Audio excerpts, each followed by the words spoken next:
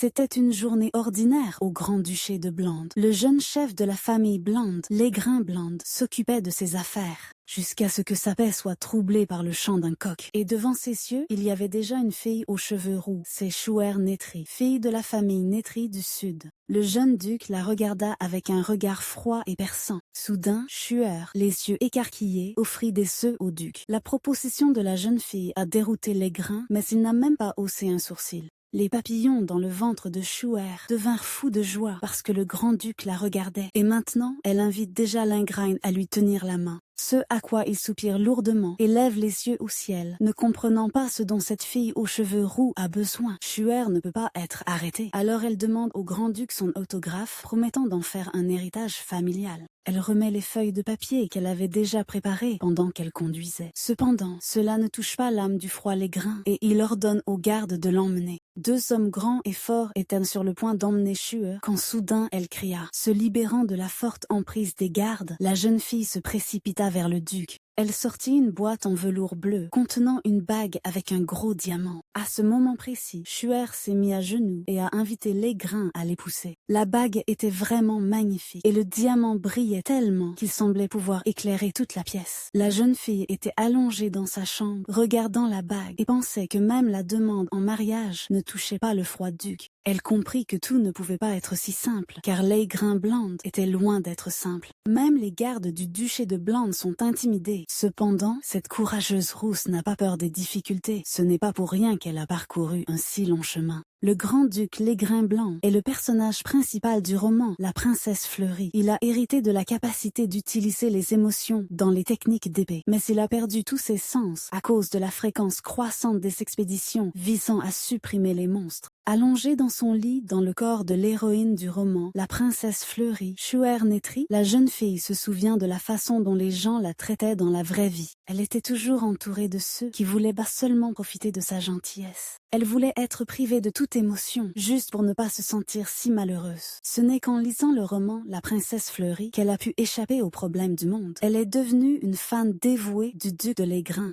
Mais l'idylle s'est terminée avec sa mort. Sans le personnage principal, il a perdu absolument toutes ses émotions. Il ne pouvait plus utiliser l'épée et tomba avec le Nord. Cependant, la jeune fille peut désormais revoir vivant le personnage principal de son roman préféré. Étant dans le corps de Chouer aux cheveux roux, elle aidera Légrin à ressentir à nouveau ce qu'est le bonheur. 2 semaines avant son voyage dans le Nord, Chouer était tranquillement occupée à cueillir des fleurs chez elle. Jusqu'au moment où j'entendis une voix masculine maléfique. Quelqu'un se dirigeait vers sa chambre, piétinant si fort que même les murs tremblaient. Un homme d'âge moyen, aux cheveux roux et moustachus, a fait irruption dans la pièce en criant avec colère après la jeune fille. À ce moment-là, elle réalisa qu'elle était dans le corps de Chouer Nétri. Ah, l'homme qui crie fort est le père de Chouer, qui la gronde encore une fois pour ses rapports quotidiens. Il était si rouge de colère qu'il avait l'air sur le point d'exploser. Les enfants plus âgés ont hérité de génération en génération de la capacité de manifester le pouvoir de la floraison à travers l'épée. Mais cette fois, il est allé à la 2e fille, Irina. Elle a tout emporté, de la force à l'amour du personnage principal. Chouer, poussé par un complexe d'infériorité, voulait tuer sa sœur cadette, mais ça a été exécuté pour avoir tenté de nuire au futur chef de famille. En se regardant dans le miroir, la jeune fille était convaincue qu'elle était Chouer Nétri. Cheveux roux, yeux dorés. Il la gronde même pour avoir joué avec les fleurs. Peu importe comment vous le regardez, elle est dans le corps de Chouer Nétri.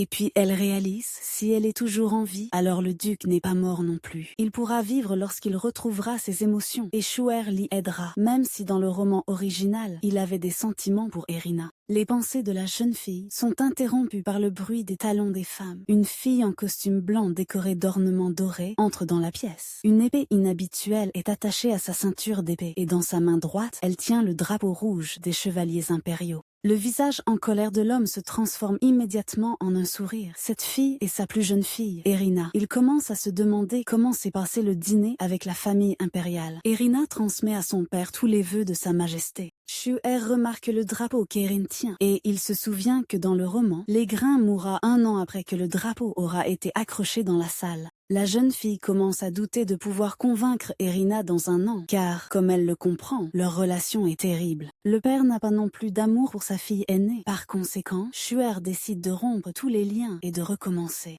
La jeune fille se dirigea vers la porte. Son père lui a ordonné d'arrêter. Et maintenant, Shuer est déjà sur le point de quitter sa pièce, quand soudain son père lui dit qu'en faisant un pas de plus, elle cessera d'être sa fille. Cependant, cela ne l'a pas arrêtée et cela ne la dérange pas d'être séparée de sa famille. Avec un dernier sourire, Shuer fit signe à son père et à sa sœur et sortit en courant de la pièce. Maintenant, elle monte déjà dans une charrette avec des coques et réfléchit à la façon de faire ressentir à nouveau au duc une sorte d'émotion. Elle avait un long chemin à parcourir vers le nord. Pendant que Shuer pensait au passé, une femme de chambre personnelle lui fut envoyée. Il s'est avéré que le duc a ordonné à la servante d'accompagner Shuer. Les yeux de Shuer s'illuminèrent à cette nouvelle. Peut-être que Langrein ne lui est pas indifférent. La servante a transmis le seul message du duc pour que Shuer envoie le coq à la ferme. N'a-t-il vraiment rien dit à propos de l'offre ou de son renvoi dans le sud? La servante a dit qu'elle préparerait une voiture si Shuer voulait retourner dans le sud. La jeune fille a trouvé que c'était bien puisque le duc ne l'a pas expulsée immédiatement. Il existe 2 piliers de défense dans le pays, 2 maisons de maîtres d'épée, Netri qui sont en charge de la région centrale, et les Blends qui combattent les monstres du Nord. Les 2 familles se disputent depuis longtemps. L'art de l'escrime des Blends est brutal, car ils doivent combattre des monstres.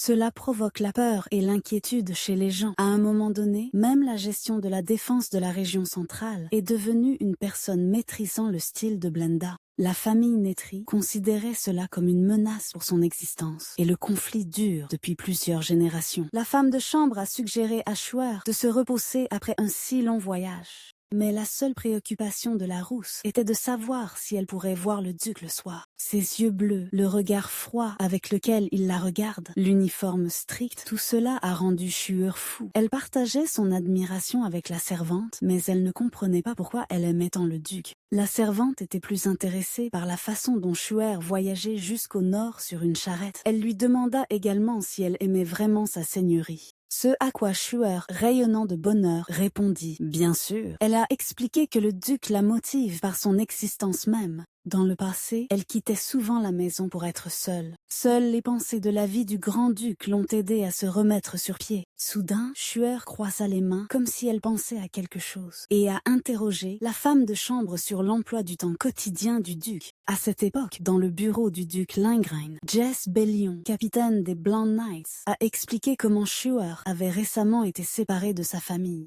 Cette nouvelle attira l'attention du duc froid et il s'intéressa à la raison. Bellion a expliqué qu'il semblait que Lady Shuer avait perdu la lutte pour le pouvoir. On soupçonne également qu'elle voulait empoisonner sa sœur. Jess doute des bonnes motivations de Shuer Netri envers Langrein. Cependant, le jeune duc n'est pas intimidé par la jeune noble du Sud, sur laquelle il est si facile d'obtenir des informations. Le capitaine explique que ces craintes ne sont pas sans raison, car les Netri peuvent utiliser cela pour nuire au duché. Mais Langrein ne considère pas cela comme important. Bellion rapporte que le groupe punitif n'est pas encore revenu. Le duc demande qui était en charge de cette expédition. Le capitaine répond que c'était Nevid. Bellion ajoute qu'il a toujours été fidèle à la famille Blonde et qu'il n'est pas du genre à disparaître sans raison. Ayant appris que Nevid avait emporté avec lui une pierre magique protectrice, le duc décide de partir personnellement à sa recherche. Bellion l'arrête car il craint que le duc ne soit pas en mesure de s'en sortir. Le nombre de monstres était anormalement important, ce qui inquiétait Bellion. Il voulait dire autre chose, mais il fut interrompu par un coup sec à la porte. Bellion sortit aussitôt son épée et demanda à celui qui frappait de se présenter. Le duc l'a rassuré en lui disant que se tenir devant la porte ne présentait aucun danger. C'était Shuer, et elle semblait écouter leur conversation. Elle voulait dire quelque chose, mais le duc ne comprenait pas comment elle savait où se trouvait son bureau. La jeune fille a expliqué que les gardes devant la pièce l'avaient aidée. En entendant cela, le duc se mit en colère, car il s'agissait d'une violation flagrante de son devoir. Shuer se demandait si elle devait répéter sa demande en mariage. Sans hésiter un instant, elle demanda au duc de répondre à sa proposition. Une telle détermination de la jeune fille a étonné le jeune duc. Shuer a ajouté à sa proposition qu'elle n'avait pas vu le duc de la journée et qu'elle lui manquait beaucoup. Shuer était si heureuse de voir le duc qu'elle disait des bêtises totales. Bellion la regarda d'un air accusateur et l'Aigrin resta tout aussi impassible. Soudain, Shuer a suggéré de dessiner un portrait de l'heureux duc, mais il n'était clairement pas satisfait d'une telle idée. La rousse n'arrêtait pas de demander au duc de faire quelque chose pour elle. et Bellion ne comprenait pas comment une telle fille pouvait plaire à son duc. Le capitaine a demandé au duc de reconsidérer son opinion sur la participation à l'expédition, mais il a tenu bon. Schuer comprit que, selon l'intrigue du roman, il restait encore du temps avant la mort du duc, mais cela ne la rassura pas. Soudain, elle demanda au duc de lui montrer où se trouvait le magasin Kira. Bellion était en colère contre la jeune fille, et le duc fut surpris par une telle demande. Schuer voulait juste acheter de nouvelles choses. Le duc quittait déjà le bureau, mais Schuer ne pouvait s'empêcher de poser des questions, alors elle le suivit. Elle a demandé comment elle devrait appeler le duc après le mariage. Cependant, le duc n'a pas compris l'importance de cette question. Schuer croyait que les surnoms augmentaient l'affection.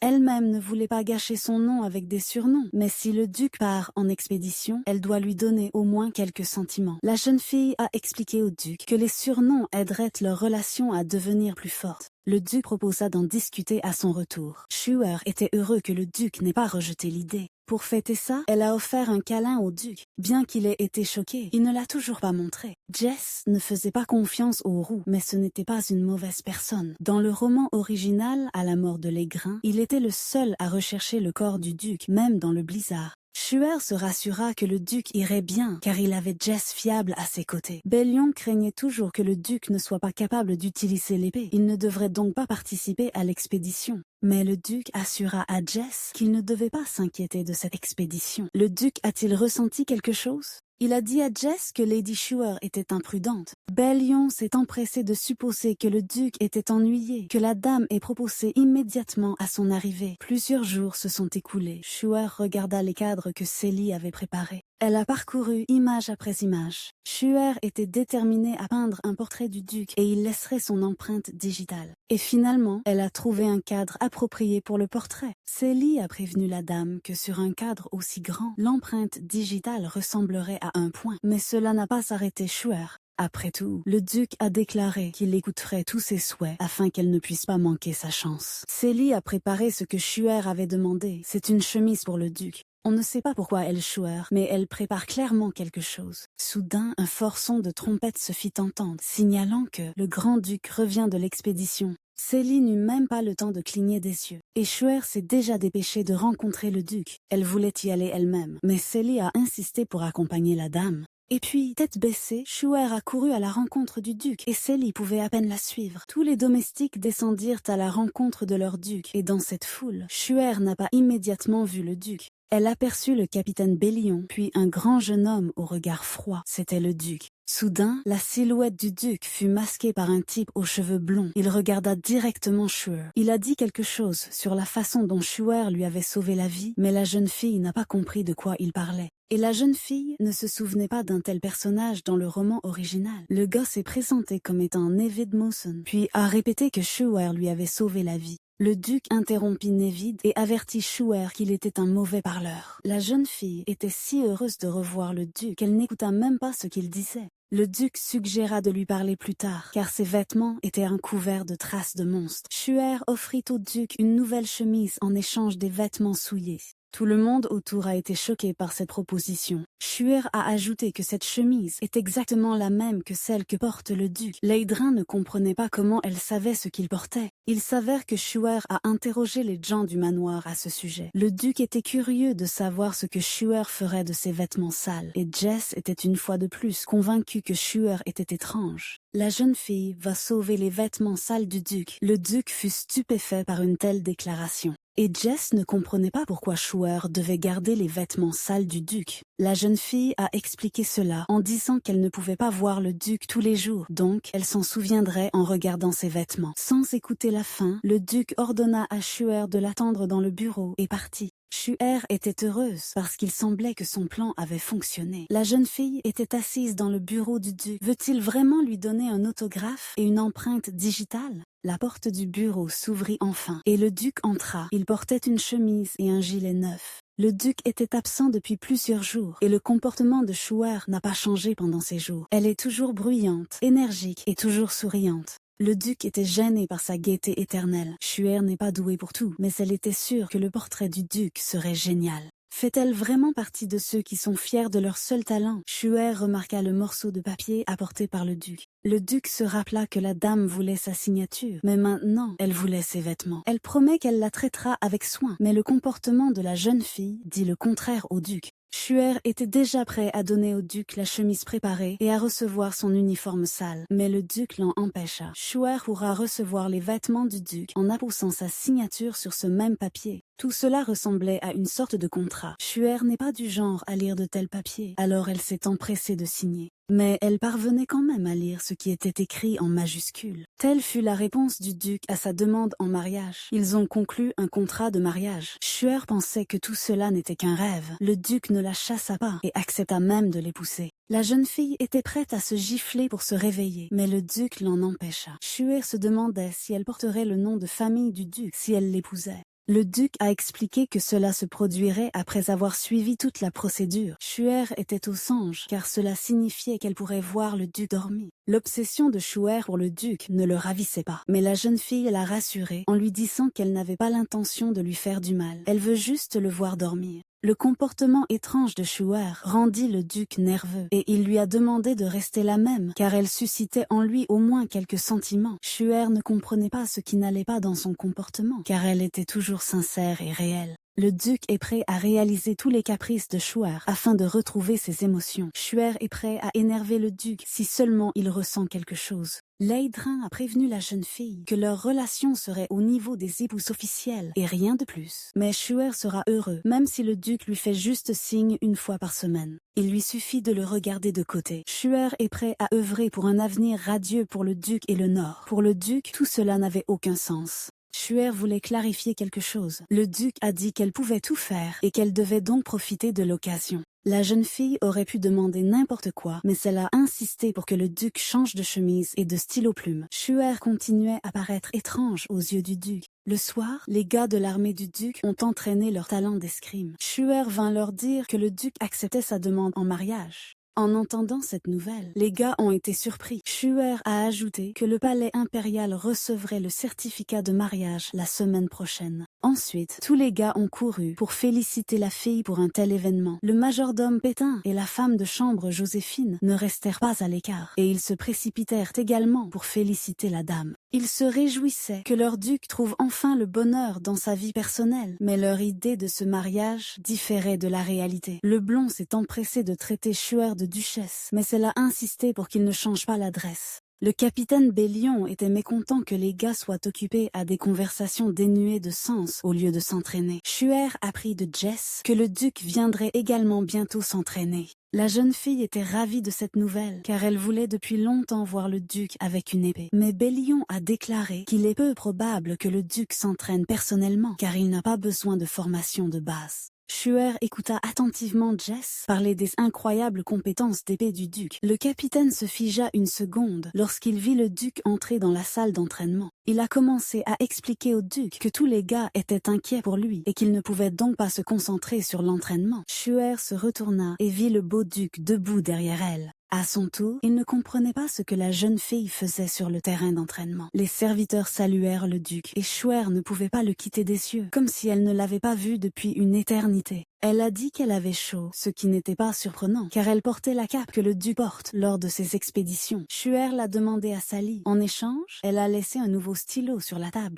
Le duc réalisa alors de quel genre de boîte il s'agissait sur sa table. La jeune fille comprit qu'il serait difficile de combler le vide dans les émotions du duc. Dans l'original, il partit immédiatement à la recherche d'Erina lorsqu'il réalisa ses sentiments pour elle. Le duc ne fut pas surpris que Shuer entre dans la salle d'entraînement portant sa cape pour le regarder brandir l'épée. Le duc ôta sa cape et ordonna à Shuer de la garder si elle voulait le voir clôturer. À quoi la jeune fille a répondu qu'elle ne s'intéressait qu'aux choses qu'il portait depuis longtemps. Cela la rendait encore plus étrange aux yeux du duc. Le garçon blond voulait plus que quiconque s'entraîner avec le duc, mais le duc voulait commencer par Jess, ce qui était pour lui un grand honneur. Shuer fut horrifiée lorsqu'elle vit que Jess avait une vraie épée et que le duc avait une épée en bois. À ce moment-là, tout est devenu réel. L'art de l'escrime, créé pour combattre des monstres et non des humains. Shuer avait l'impression que le seul but de l'escrime était de couper l'adversaire en deux. L'épée de Blend peut être qualifiée d'exemple. La morale, les principes ou les impulsions passagères ne lui importent pas. Seulement dans quelle mesure une personne en particulier répond aux normes élevées de maîtrise de l'épée. Il y a une brève mention dans le roman que la famille Blend forme durement ses héritiers depuis des générations. Shuer était perdue dans ses pensées. Elle pensait que le duc essayait à tout prix de lui rendre ses émotions, car il n'y avait personne pour le remplacer. D'ici 1 an, une augmentation anormale du nombre de monstres balayera la quasi-totalité des troupes punitives du Nord. Le duc de Légrin fera partie des victimes. Shuer ne laissera pas cela se produire. Elle a donc l'intention d'aider le duc à tout prix. Dans le roman original, il était mentionné que Shuer avait le pouvoir de guérir. Lorsque Shuer fut exécutée, l'endroit percé était rempli de fleurs. Elle pouvait utiliser son pouvoir autrement que par l'épée, mais cela n'est devenu clair qu'après la mort de Shuer. La jeune fille ne comprenait pas comment la guérison pouvait être liée aux fleurs. Peut-être que Shuer n'a pas cueilli les fleurs pour ennuyer le duc. Leigran interrompit les pensées de Shuer. Il ne comprenait pas pourquoi elle demandait à voir l'escrime alors qu'elle ne regardait même pas. Il ne comprenait pas non plus pourquoi les yeux de Shuer étaient mouillés à cause du simple entraînement. Il s'avère que les gars avaient déjà fini, mais Shuer était tellement plongée dans ses pensées qu'elle ne l'a pas remarqué. La jeune fille a expliqué qu'elle était simplement inquiète pour le duc, ce à quoi il a répondu qu'elle n'aurait pas dû regarder du tout l'entraînement. La jeune fille a essayé de transformer à nouveau tout en blague, comme elle le fait habituellement, mais le duc était sérieux. Il a expliqué que ce serait problématique à l'avenir si Shuer réagissait ainsi à chaque fois qu'il prenait une épée. Shuer avait une idée sur la façon de montrer les sentiments du duc, même lorsqu'il était nécessaire d'utiliser l'épée. Elle a dit au duc qu'il devrait apporter à Shuer un bouquet de fleurs chaque fois qu'il aurait besoin de prendre l'épée. Et puis un jour de neige, le duc, assis dans son bureau, demanda à Jess de trouver un bouquet de fleurs. Il ne comprenait pas pourquoi le duc avait soudainement besoin d'un bouquet de fleurs. Puis Leigrin expliqua que c'était la demande de Lady Netri. Jess était indignée. Après tout, les fleurs ne poussent pas dans le nord. Il faudra donc aller vers l'est pour un bouquet frais. Le duc a décidé d'écouter tous les souhaits de Shuer. Alors il a demandé à Jess de trouver rapidement un bouquet de fleurs. Jess a demandé si le duc était sûr que cette fille était capable de lui rendre ses sentiments. Le duc a répondu que presque chaque action qu'elle entreprenait lui faisait ressentir au moins quelque chose. Leigrin en avait déjà assez de vouloir tout faire pour raviver ses émotions. Le nombre de monstres dans le nord augmente, donc tout changement dans l'utilisation de l'épée est important pour le duc. À cette époque, Shuer passait tranquillement du temps dans sa chambre. Elle a demandé à la servante Sally si quelque chose lui était arrivé. La femme de ménage a répondu qu'il n'y avait pas de colis pour la dame. La terre du Nord est-elle si aride qu'il est si difficile d'y trouver des fleurs? Sally a ajouté que l'hiver avait été particulièrement rigoureux et qu'il serait donc préférable de demander quelque chose plutôt que des fleurs. Le pouvoir de Netri, l'énergie florissante de l'épée, n'est transmis qu'à une seule personne par génération. Shuer ne comprenait pas comment 2 personnes pouvaient s'épanouir en une seule génération. Si la clé pour débloquer le pouvoir est de faire pousser des fleurs, alors il est préférable de s'écarter du roman original afin d'éveiller les pouvoirs plus tôt. Soudain, l'un des serviteurs informa Shuer que sa seigneurie la cherchait. Toutes les expériences et pensées de la jeune fille sont immédiatement passées au second plan. Elle sauta immédiatement du lit et se précipita vers la porte. Le duc se tenait sur le seuil de sa chambre, tenant un bouquet de fleurs rouges. C'est une branche de camélia. Après avoir accepté le bouquet, Shuer a demandé où ces fleurs avaient été coupées. Le duc a déclaré qu'il avait lui-même coupé l'un des arbres du marquis dans un arbre de la serre. Il a également ajouté qu'il était désormais difficile de trouver un bouquet en si peu de temps. Shuer pensait que le duc lui-même avait trouvé cette branche. Il s'avère que Jess l'a remarqué alors qu'il retournait vers le nord. Le duc a dit que Shuer pourrait rendre les fleurs si elle ne l'aimait pas. Ils retrouveront alors un bouquet normal à l'ouest ou à l'est. Mais la jeune fille était heureuse, car le duc lui-même avait coupé cette branche de camélia. En entendant cela, Kotov était sur le point de partir, mais Shuer l'arrêta. Elle a demandé si elle pouvait utiliser le jardin du domaine. Le duc a répondu que Shuer est désormais la maîtresse, ce qui signifie qu'elle peut faire ce qu'elle veut. Le duc est parti, et Shuer a demandé à Sally de lui apporter un album à reliure épaisse, afin que le ruban des fleurs ne soit pas endommagé, et un petit vase, car elle va garder les fleurs. Pendant que Shuer s'occupait de la branche de camélia, Sally la regardait. Après avoir placé le ruban dans l'album, la jeune fille prit les fleurs dans ses mains et soudain, quelque chose s'est produit qui a choqué Sally. Les fleurs fanées ont pris vie sous nos yeux, mais il semble qu'ils ne soient pas simplement venus à la vie. Shuer remarqua une faible lueur venant de la branche. Il brillait si fort qu'il pouvait facilement remplacer même une bougie. Shuer de l'original n'a pas essayé d'ennuyer le duc Nétri. Elle a sauvé des fleurs mortes. Mais l'effet a été de courte durée. Peut-être que Shuer n'est pas encore très douée dans ce domaine. Un peu bouleversée, la jeune fille a décidé de trouver sa force dans autre chose. Elle a demandé à Célie de lui donner la main. Elle a tenu la main de la servante et lui a demandé comment elle se sentait. Mais Célie ne sentait que la chaleur des mains de Lady Shuer. Sans fleurs, rien ne se passe. Peut-être que la guérison ne fonctionne pas sur les gens. La jeune fille était déterminée à continuer à rechercher son pouvoir. Alors elle a décidé de planter une branche de camélia dans le sol. Célie informa Shuer que le sol du nord était tellement gelé que la floraison naturelle était presque impossible. Cependant, cela n'a pas arrêté le jeune Shuer. Elle était déterminée à redonner vie au sol. La jeune fille a demandé à la servante de préparer des graines et des outils de jardinage, et elle s'est précipitée pour rassembler les gens. Mais avant que Shuer n'ait eu le temps de quitter la pièce, Célie l'attrapa par l'épaule. Elle a suggéré de le faire demain. Il était déjà assez tard. Le lendemain matin, le capitaine Bellion arriva dans la chambre de Lady Shuer. Elle remarqua que Jess avait perdu beaucoup de poids depuis leur dernière rencontre. Il informa la jeune fille que le duc aimerait que Shuer assiste à une réunion avec lui concernant les expéditions punitives. En entendant cela, Shuer était très heureuse, oubliant complètement les concombres sur son visage. La jeune fille était en effet autorisée à participer à cette réunion, même sans être mariée au duc. La jeune fille a demandé s'il était possible de placer un vase avec une branche de camélia dans la salle de réunion. Jess a répondu à cette demande comme s'il n'y avait pas de fleurs du tout dans le vase, mais il a quand même accepté de les mettre sur la table dans la salle de réunion.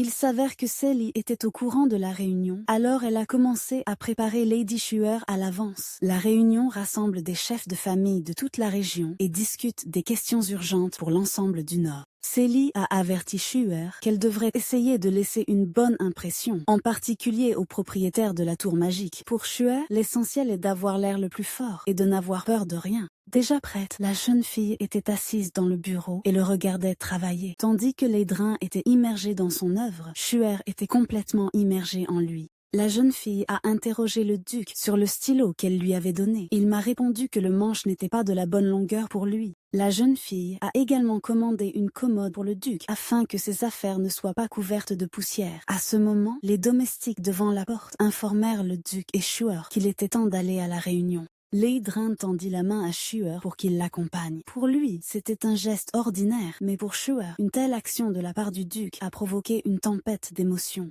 Le duc n'aimait pas la réaction de Shuer, alors il menaça de ne pas l'accompagner si elle continuait. Shuer ne voulait pas lâcher la main du duc, alors elle calma ses émotions. Alors le duc, lui tenant la main, lui ordonna de le suivre dans la salle de réunion. Shuer voulait qu'ils se tiennent la main le plus longtemps possible, alors elle a invité Leydrin à se promener dans le manoir. Mais le duc reconnut immédiatement les intentions de Shuer. Pétain rapporte que Monsieur Relda est arrivé, et il a ajouté que tous les outils demandés par Shuer avaient déjà été préparés. Shuer a remercié le majordome et a promis de vérifier les instruments après la réunion. Bien que le duc ne l'ait pas demandé, la jeune fille a expliqué qu'elle devait acheter des outils de jardinage. Les gars qui gardèrent la chambre de Shuer, voyant sa majesté et dame, les saluèrent bruyamment. Et l'un d'eux a ajouté qu'ils avaient fini de construire la clôture du jardin Shuer. Le duc ne pouvait pas comprendre quand Shuer avait réussi à devenir si ami avec tout le monde. Shuer s'est empressé d'expliquer au duc qu'il lui serait probablement difficile d'installer la clôture elle-même, et les gars n'étaient pas contre l'aider. Elle a également ajouté que les gars respectent beaucoup le duc. Ils seront donc heureux s'il les appelle par leur nom. Nevid appela le duc et Shuer. Après les avoir salués, il a loué la clôture que les gars ont construite pour le jardin de Shuer. La relation chaleureuse entre Shuer et Nevid a mis les grains à rude épreuve. Une fois dans la salle de réunion, le duc présenta Shuer comme la future grande duchesse. Dans la salle, outre le duc et Shuer, il y avait aussi le baron des terres du nord-est, le marquis de la région du nord-ouest et le maître de la tour magique de Relda. Cette dernière ne croyait pas que Shuer était capable d'être duchesse. Il a suggéré que la décision concernant le mariage était liée au marquis qui en parlait constamment. Dans le roman original, Relda, bien qu'elle ait l'air jeune, aide à rechercher et à tuer des monstres et fournit également des pierres magiques pour les expéditions vers le nord. En d'autres termes, il est une figure clé des projets à long terme du duché. Relda a continué à faire pression sur le duc en lui disant que Shuer était trop faible pour être duchesse. Shuer comprit pourquoi Sally disait d'avoir l'air fort. Par peur, la jeune fille attrapa le bas de la chemise du capitaine Bellion. Le duc a décidé de mettre fin à la controverse sur le mariage, affirmant que c'était par consentement mutuel. Une telle déclaration ne pouvait que plaire à Shuer. Il semble que Relda se promenait dans le domaine du duc, car il sait ce qui se passe dans le jardin. Il a expliqué cela en disant que le jardin sentait la magie, alors il a décidé d'y jeter un coup d'œil. Le duc a ordonné à Relda de ne pas se livrer à des bêtises, mais d'envoyer davantage de groupes de magiciens, car ceux qui existent ne suffisent pas. Relda reprocha au duc son ingrat. Le marquis de la région du Nord-Ouest, Chetron Henner, a décidé de justifier le duc en disant qu'il avait perdu ses émotions, alors il avait tendance à ne pas remercier. Le baron des terres du Nord-Est, Arthur Sisson, a ajouté que la participation du duc à la dernière expédition constitue un énorme pas en avant. Le regard du baron tomba sur un vase avec une branche de camélia et il se demanda ce que faisait ce vase dans la salle de réunion. Shuer a expliqué que c'était son désir de placer les fleurs que le duc avait offertes dans le hall. Le baron a demandé à Shuer si elle appartenait à la famille Netri du Sud. La jeune fille l'a confirmé. Puis le baron ajouta que si le duc et Shuer se mariaient, alors les deux principales familles d'épéistes se rencontreraient en une seule génération. Les régions du Sud et du Nord sont très éloignées les unes des autres et il semble que les rumeurs selon lesquelles Shuer aurait été excommunié de la famille ne se soient pas encore répandues. Puis la jeune fille a décidé de le dire elle-même. Shuer a ajouté que le duc l'intéresse bien plus que l'épée. La jeune fille a également déclaré qu'il n'existait pas de loi stricte stipulant que l'aîné des enfants devait hériter de la famille. Shuer a demandé qu'il s'arrête de l'appeler par son ancien nom de famille et qu'il l'appelle simplement par son prénom. Puis le duc prononça son nom. Shuer pensait qu'elle l'imaginait, mais le duc l'appelait en fait par son nom. Reda ne comprenait pas ce qui n'allait pas avec le fait que le duc l'appelait par son nom. Le duc prévint le baron que leur mariage avec Shuer ne deviendrait pas une union de famille. Les Netri n'aideront pas aux expéditions. Il vaut donc mieux abandonner les espoirs insensés. Le baron s'est excusé auprès de Shuer pour ce qu'il avait dit plus tôt, car il ne savait pas comment les choses se passaient dans la famille Netri. Shuer l'a rassuré en lui disant qu'elle en savait peu sur le Nord. Le marquis rapporta que même si le duc ne participait pas aux expéditions, le Nord-Ouest était inondé de divers monstres. Cette nouvelle bouleversa Reld. Le marquis a suggéré d'écouter l'opinion du gouvernement central concernant la forte augmentation du nombre de monstres. Dans le roman original, les personnages principaux n'ont réalisé le danger venant du nord qu'après que des monstres ont envahi la région centrale. Cependant, Shuer comprit qu'elle ne pouvait pas compter sur eux. Marquis a ajouté que nous devons essayer d'établir des liens avec le centre. Shuer a déclaré que même si le centre leur envoyait de l'aide, ces gens ne connaîtraient pas le Nord mieux que le duc. Ici, Relda était d'accord avec Shuer, mais il ne comprenait pas pourquoi elle parlait au nom du Nord. Shuer a expliqué que la famille Netri s'est toujours occupée uniquement des affaires du Nord. Elle comprend donc tout comme personne d'autre. Dans le roman, les Grains perdent définitivement connaissance lorsqu'Irina choisit un autre protagoniste. Soudain, le duc annonça qu'il allait faire ce qu'il retardait depuis longtemps. Shuer comprit qu'il s'agissait d'une expédition. Jess a dit que les fleurs avaient déjà été livrées. Relda ne comprenait pas comment Leydrin allait se débarrasser d'un seul coup d'une année d'accumulation de monstres. Le duc comprit que l'enregistrement du mariage pourrait devoir être reporté. Relda vit que Shuer n'était clairement pas satisfait de cette issue des événements. Tournant la tête vers Shuer, le duc vit le visage bouleversé de la jeune fille. Leydrin soupira lourdement et se couvrit les yeux de sa main. C'était la première fois que Relda voyait le duc aussi épuisé. Par conséquent, il a suggéré qu'une fois l'expédition terminée, il s'occuperait du nord et que le duc pourrait se rendre au centre. Relda était sûre qu'un tel plan conviendrait à Shuer, et c'était bien le cas, car pendant que Relda s'occupait du nord, le duc pouvait faire une pause dans ses expéditions. Shuer a remercié Reld pour sa gentillesse. Relda leur offrit une semaine pour que le duc se repose de ses expéditions. Cependant, une semaine ne suffisait pas à Shuer. En roulant une mèche de cheveux autour de son doigt, Relda se demanda combien de temps il lui faudrait lui donner, et il en offrit 2, et Shuer, à son tour, 3. Le baron en a en fait suggéré 4. Tout le monde était d'accord avec le baron, puis le duc proposa de mettre fin à la réunion.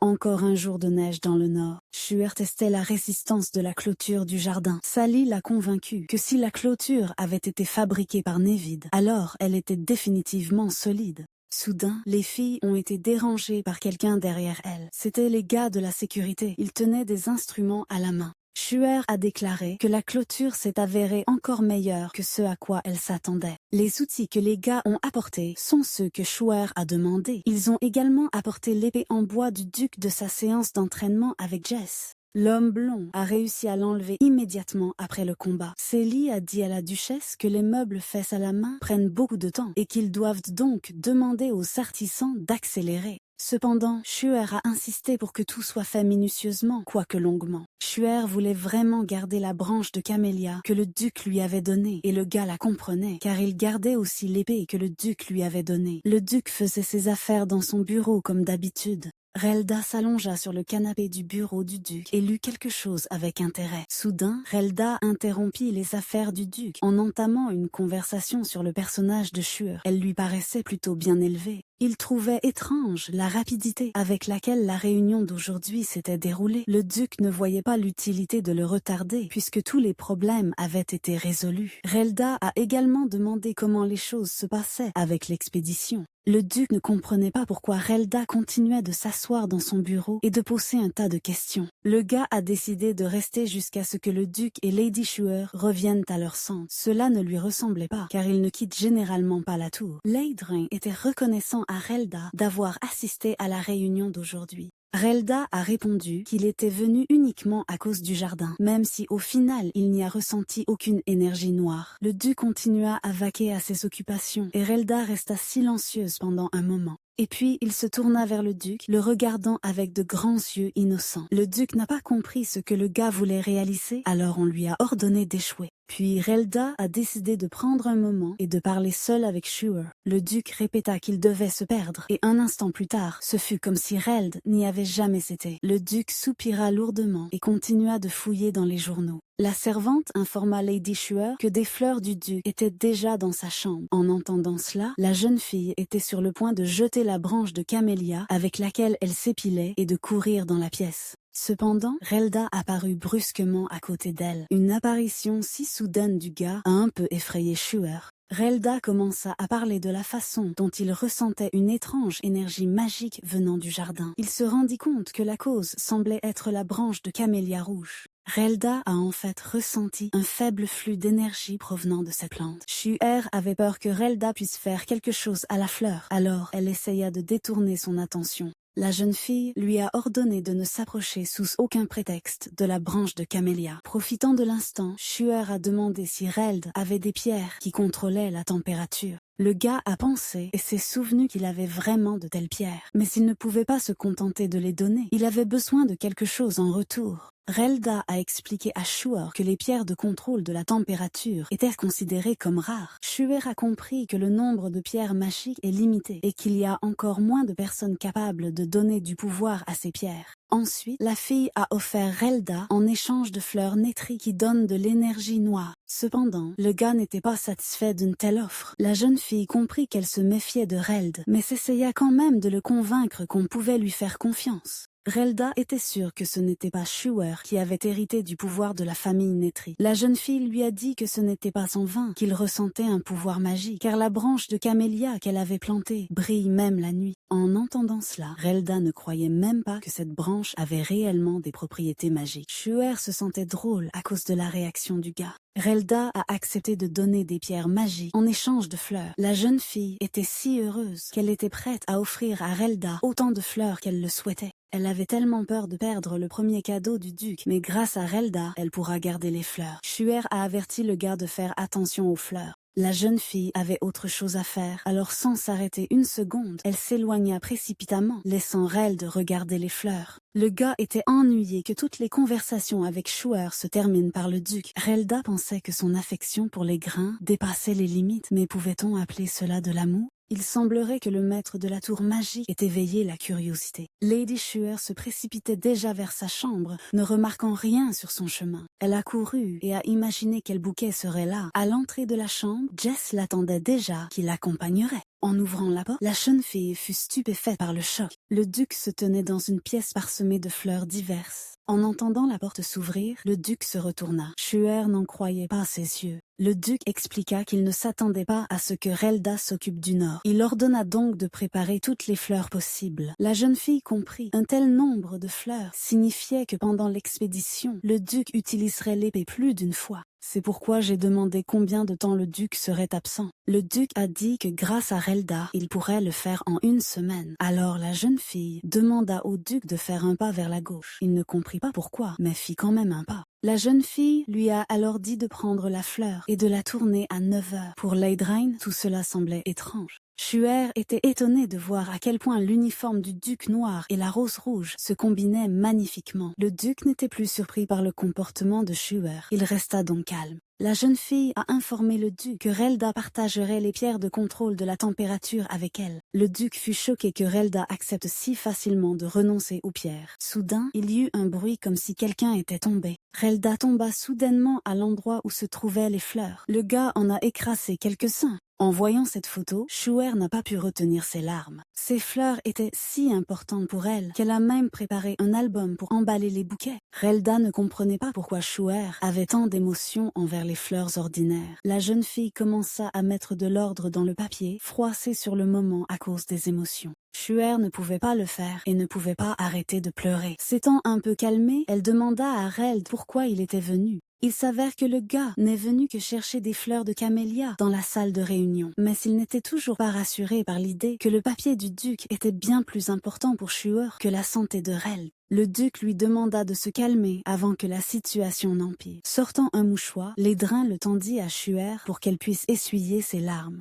La jeune fille a demandé à quelle fréquence le duc utilisait cette écharpe. Le duc comprit pourquoi Shuer demandait cela. La femme aux cheveux roux a proposé d'échanger le foulard contre du papier. Le duc ne la refusa pas. Pour Reld, tout cela paraissait très stupide. À l'aube, avant de partir en expédition, le duc inspecte le domaine. Le capitaine Bellion vint informer Leidrain que les préparatifs de l'expédition étaient terminés. Shuer et Relda ont constamment observé le duc toute la journée. La lumière dans la chambre de Shuer n'était pas allumée, ce qui signifie qu'elle dormait définitivement. Jess a assuré que Relda, même si elle s'exprime parfois trop directement, s'inquiète toujours pour le duc. Il semblait au duc que depuis le jour où il avait rencontré Shuer, rien ne s'était passé sans problème. Elle semblait coincée dans ses pensées, mais il vaut mieux procéder ainsi que qu'elle disparaisse et meure de froid quelque part. Ayant mis de côté toute pensée, le duc était prêt à partir en expédition. 2 agents de la sécurité ont souhaité bonne chance au duc dans cette affaire difficile. En les voyant, Leidrain se souvint des paroles de Shuer, selon lesquelles les gars seraient heureux si le duc les appelait par leur nom. C'est pourquoi, en partant, il dit à l'autre et Mater d'étudier dur en son absence, en les appelant par leur nom. Les gars n'en croyaient pas leurs oreilles et restaient simplement cloués sur place. Lady Shuer dormait paisiblement, sans se douter de rien. Lorsqu'elle se réveilla, elle réalisa que le duc était parti, alors qu'elle, sans s'en douter, dormait profondément. Célie entra dans la pièce pour demander quoi faire des fleurs restantes. Shuer a dit qu'elle les planterait pour voir ce qui se passerait. Il y avait tellement de fleurs que Célie ne savait pas comment les planter. Cependant, Lady Shuer était déterminée à revitaliser le jardin du duché. Shuer a interrogé la servante à propos de la duchesse précédente, mais Célie a répondu qu'il serait préférable que le duc en parle. Shuer remarqua que la réaction de Célie était différente de celle de Reld. Déjà dans l'après-midi, la jeune fille a demandé d'apporter absolument toutes les fleurs au jardin. Elle demande également à Pétain des documents de référence, à partir desquels elle pourrait en apprendre davantage sur le Nord.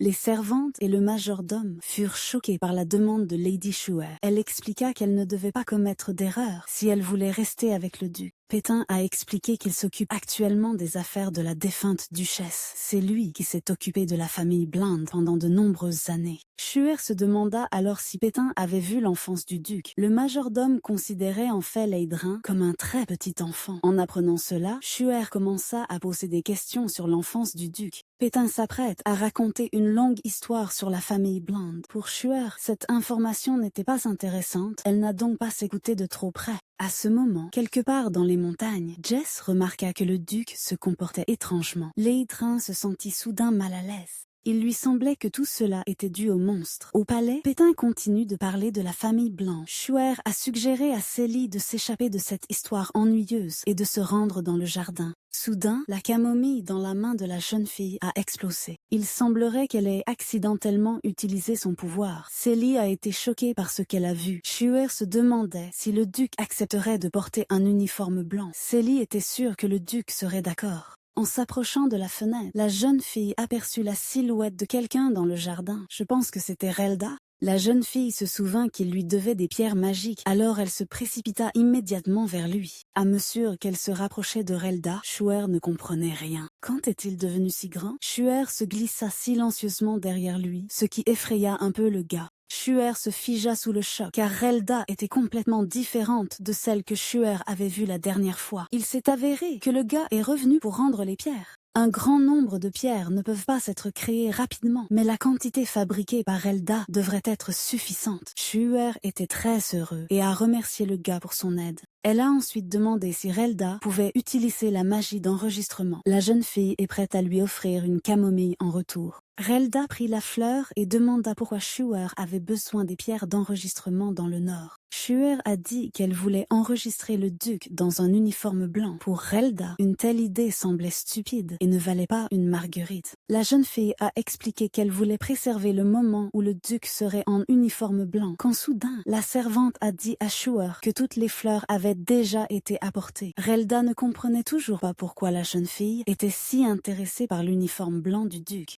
Schuer a justifié cela en disant que le duc en uniforme blanc lui donnerait de la force. À cette époque, il combattait sans crainte les monstres, et il se sentait toujours aussi calme. Le duc avait déjà oublié ce que c'était que d'utiliser l'énergie de l'épée lorsque toutes les émotions disparurent progressivement. Tout le monde dans le duché était occupé à planter des fleurs. Schuer a observé l'ensemble du processus et a donné des instructions. Une semaine plus tard, lorsque le duc revint de l'expédition, le jardin était déjà rempli de fleurs. En regardant le jardin, Schuer ne pouvait pas croire qu'un si grand jardin puisse être si chaud avec des pierres magiques. Il faisait si chaud dans le nord que Relda a dû enlever sa robe. Schuer ne pouvait s'empêcher de penser aux pierres d'enregistrement. J'ai donc essayé d'offrir à nouveau des fleurs à Relda en retour, mais il semblerait que les fleurs ne l'intéressaient plus. Soudain, Schuer entendit de nombreuses voix masculines à proximité. Se pourrait-il que le duc soit revenu? Sans hésitation, la jeune fille se précipita vers les portes du palais. Le duc et son armée de chevaliers sont en effet revenus de l'expédition. Leydrin avait l'air très sérieux et froid. Schuer a presque oublié qu'il perd ses émotions lorsqu'il utilise l'épée. Mais la fille était prête pour cela, alors elle a commencé à raconter quelque chose avec enthousiasme.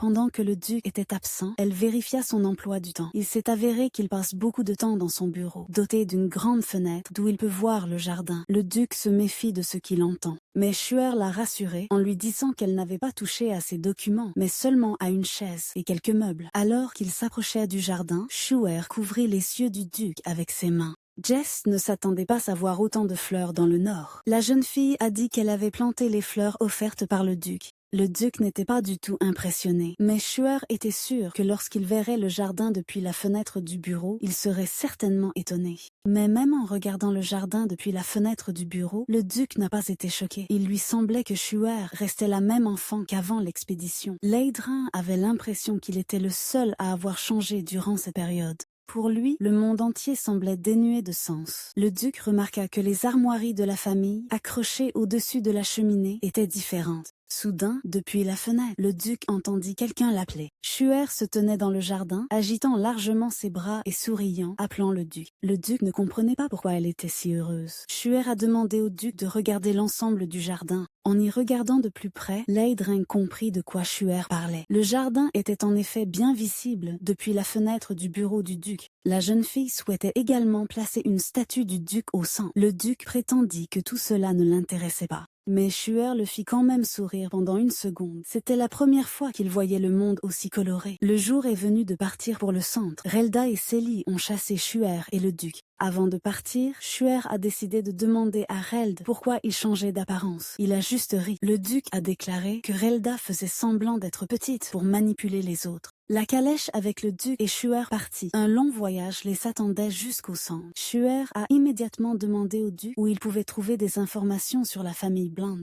Le duc ne comprenait pas pourquoi elle avait fait cela, mais la jeune fille voulait juste mieux le connaître. Elle a demandé à montrer à Leydren son portrait d'enfance, mais il s'est avéré que le duc ne l'avait pas. Le duc a ajouté que Shuer pouvait trouver toutes les informations dont il avait besoin dans la bibliothèque centrale. Initialement, la famille Bland était également située au centre, mais à cause des expéditions, la majeure partie de la famille a déménagé vers le nord. Il roulait depuis environ 1 heure quand soudain Shuer demanda au duc de lui prendre la main, expliquant cela en disant qu'elle serait alors capable de faire face à toutes les difficultés. Le duc, sans même poser une seule question, prit Shuer par la main. La jeune fille s'est rendue compte que dans le roman, à ce stade, Erina était déjà fiancée au prince héritier. Il fut un temps dans la famille Netri où aucune des filles ne s'épanouissait. À cette époque, Erina reçut de nombreuses propositions de prétendants. La jeune fille ne pouvait pas le supporter, alors elle s'est dépêchée de proposer au prince, promettant que dans 2 ans, elle reprendrait des forces. Shuer se souvient également que la première rencontre d'Erina avec le duc avait commencé par une poignée de main. Tenant la main de Leydren, Shuer lui a demandé ce qu'il ressentait, mais il n'a rien ressenti d'inhabituel.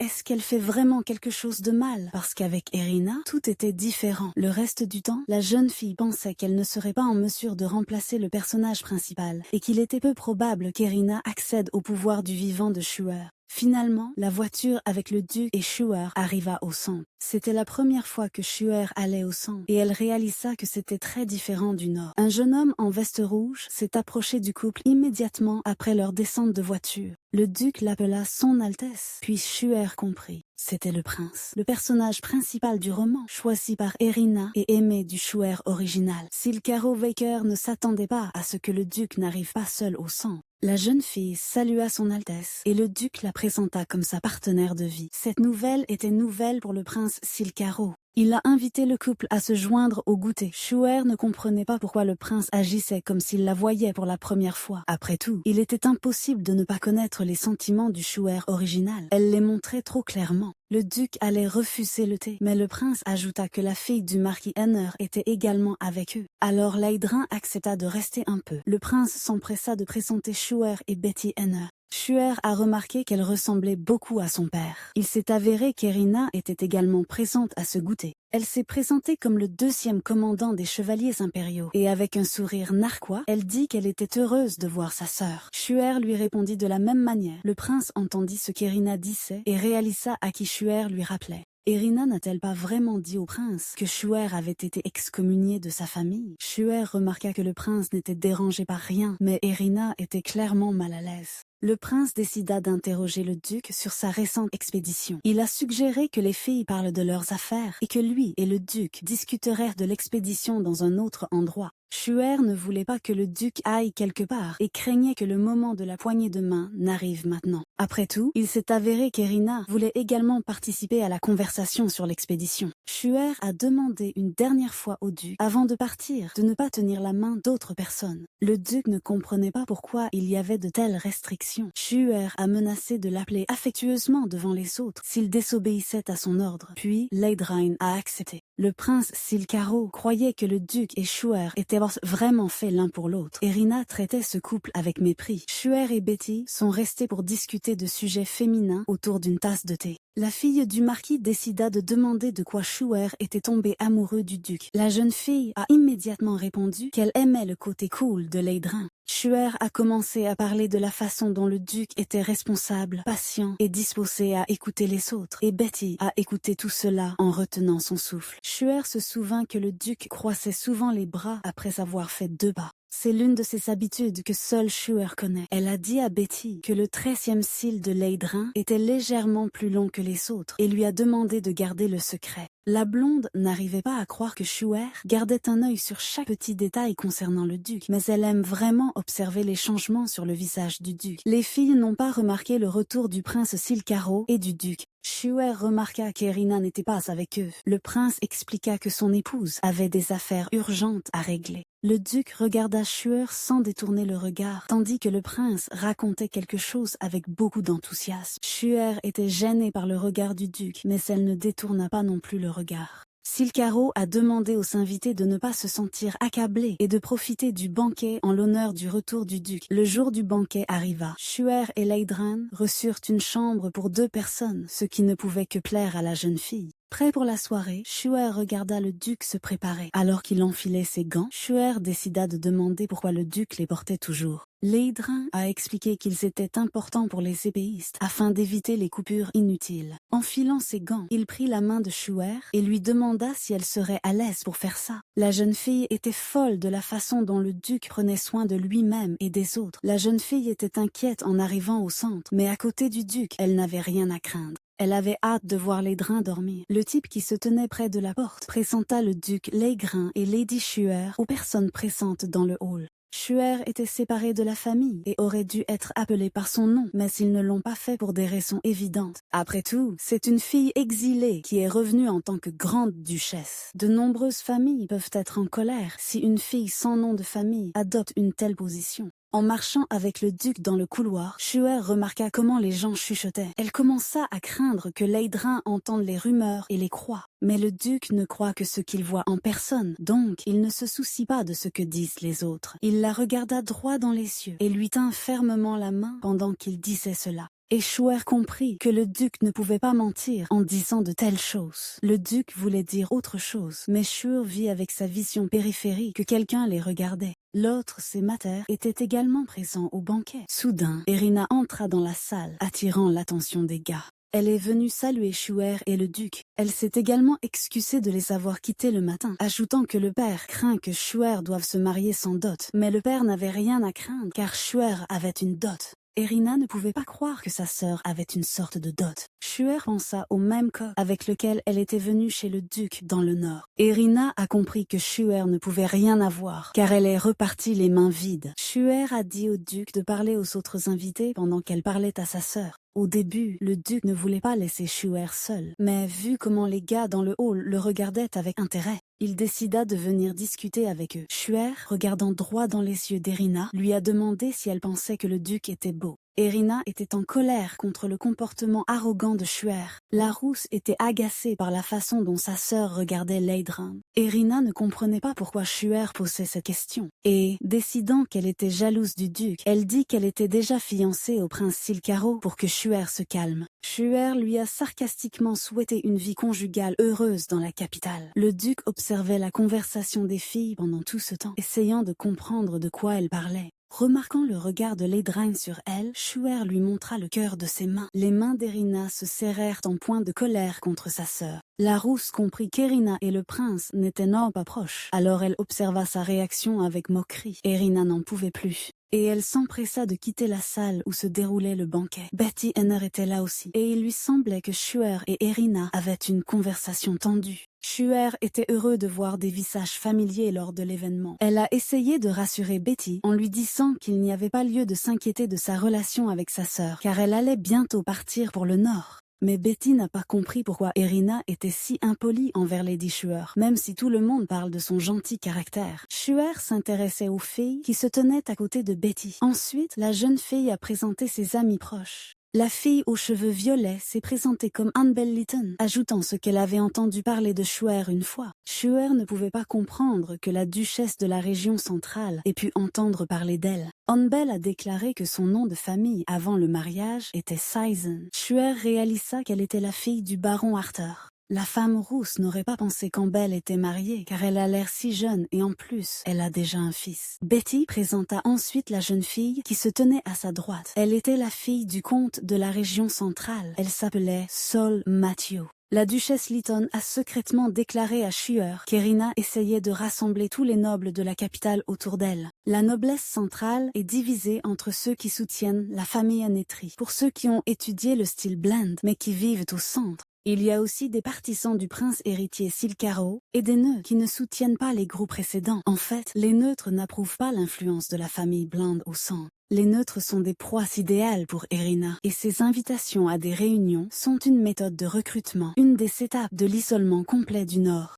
Annabel a ajouté que le prince Silcaro y participerait très probablement également. Les filles ont continué à parler de la façon dont la famille impériale essayait toujours de rester neutre. Mais tout le monde a remarqué à quel point les fiançailles avec Lady Erina suscitaient des inquiétudes. Les filles étaient tellement impliquées dans la conversation qu'elles n'ont même pas remarqué le prince Silcaro. Il est apparu comme sorti de nulle part, ce qui les a effrayés. Le prince a suggéré à Shuer de lui parler de Laidrain, puisqu'il a grandi à côté de lui. Mais Shuer est prête à parier qu'elle connaît mieux le duc. Dans le roman, Silcaro était un homme qui privilégiait le nord. En échange, il reçut des conseils d'escrime du duc. Mais toute l'idylle a été détruite par des sentiments communs pour Erina. Shuer ne voulait pas décevoir le prince, alors elle accepta sa proposition. Ils se dirigèrent vers un endroit plus calme et commencèrent à parler. Le prince demanda à Shuer ce qu'elle pensait de la capitale. La jeune fille a répondu que le temps au centre était idéal pour elle. Shuer ne comprenait pas pourquoi le prince, même en privé, continuait à prétendre qu'ils se rencontraient pour la première fois. Il ne peut s'empêcher de se souvenir d'elle. Après tout, le Shuer original le poursuivait comme un fou.